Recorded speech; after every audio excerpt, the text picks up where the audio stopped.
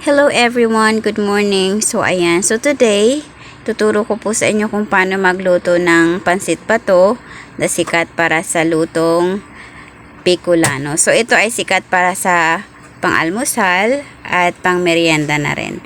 So ngayon maghahanda tayo ng garlic, and then nandyan na rin yung onion na ready ko na, and then kaunting pork. And then you'll see the magic syrup, and then the paminta, and also fishball in kikiam is also optional. And you're gonna also be ready with your cabbage and carrots na rin. So ayan, as you can see, gigisahin na po natin yung bawang at sibuyas. Antayin lang po natin na mag golden brown siya before natin ihalo yung ating vegetables. Okay, ayan. So medyo golden brown na siya. So, pwede na natin ihalo yung karne. Ayan. So, haluin din natin siya ng kaunti.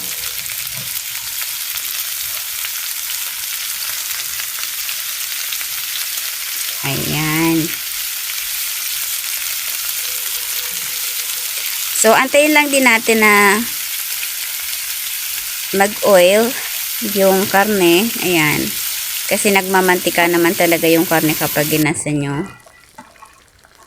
Okay, ayan. Ready na siya. Pwede na natin ilagay ngayon yung ating gulay. Pero bago ilagyan muna natin siya, of course, ng toyo. And then, let this boil for about 1 minute. Saka na natin ihalo yung gulay. Ayan. So, hindi natin kailangan lutuin masyado yung gulay kasi mas masarap pag malutong-lutong pa siya. Ayan, haluin lang natin siya ng kaunti. Hanggang talagang mahalo na siya. Ayan. So, ganito lang naman kadali mag-isa. Parang nagluluto ka lang din ng kinasang gulay na uulamin mo. But for this time, syempre, lalagyan natin siya ng pansit para mas masarap.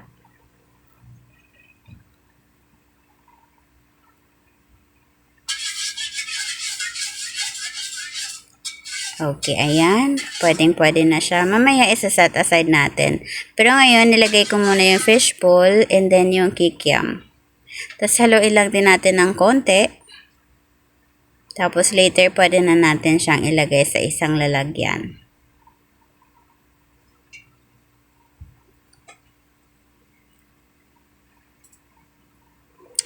Ayan. So, nag-add din ako ng kaunting magic syrup.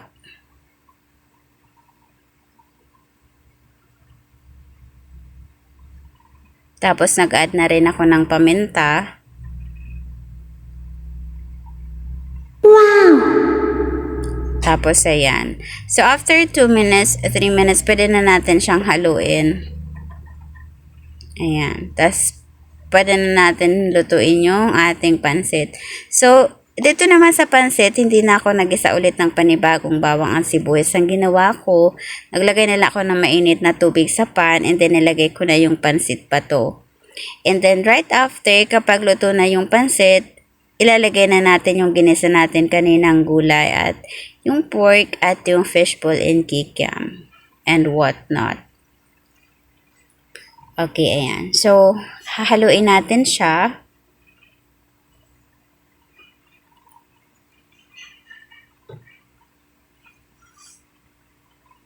Ayan, kaunting halo lang para hindi madurog yung pansit kasi yung pansit naman natin is luto na. So, itong niluto ko is good for 4 servings. Yun ay kapag medyo malakas kumain yung mga kasama. Pero pag medyo mahina, this is good for 5 servings. Masarap din to pang ulam sa kanin, guys. Okay, ayan.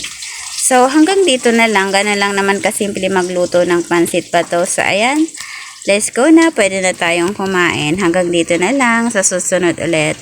Bye-bye!